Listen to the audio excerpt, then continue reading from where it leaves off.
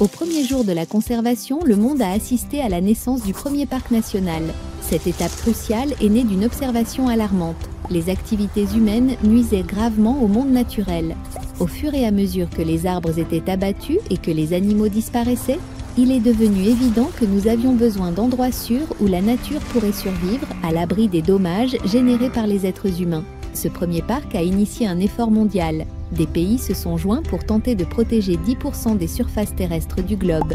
Plus nous en apprenions, plus nos objectifs se sont élargis. La mer a été incluse, ce qui nous a amenés à viser à la protection de 30% de l'ensemble des milieux terrestres et marins. Edward Osborne Wilson, un biologiste visionnaire, nous a encouragés à viser encore plus haut, protéger la moitié de notre planète. Cependant, le défi du changement climatique, résultant de la combustion des énergies fossiles, a jeté une ombre sur ces havres de paix. Le changement climatique affecte tout. Il n'a pas de frontières. Il réchauffe les océans et l'atmosphère, modifie les paysages et impacte la vie partout.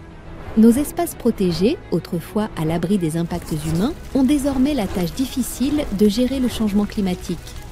Pour relever ce défi, nos plans de conservation doivent évoluer.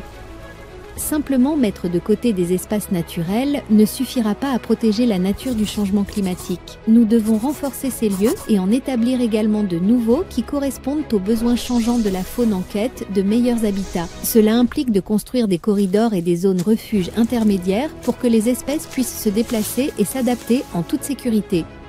Le changement climatique n'a rien de nouveau. Au fil de l'histoire, les animaux et les plantes se sont adaptés au climat changeant en se déplaçant pour survivre. Par le passé, ils pouvaient bouger librement car les humains n'étaient pas sur leur chemin. Maintenant, les activités humaines bloquent ces voies naturelles, ce qui empêche la faune de se déplacer selon ses besoins. Alors, que faisons-nous ?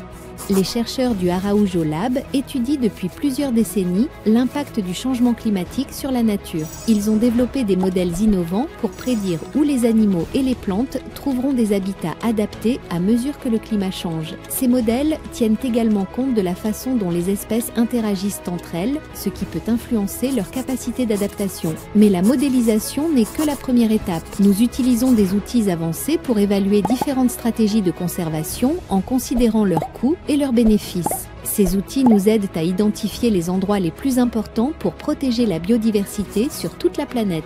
Notre recherche n'est pas seulement théorique. Nous l'appliquons dans des cas concrets, dans des lieux autant terrestres que marins, pour aider les gouvernements régionaux et nationaux à améliorer leurs stratégies de conservation et à s'assurer que ces stratégies sont efficaces en réponse aux risques liés au changement climatique. La science est cruciale pour protéger la vie sur Terre, démontrant qu'avec la connaissance, l'innovation et l'action, nous pouvons relever les grands défis de la conservation de la biodiversité dans un monde en constante évolution.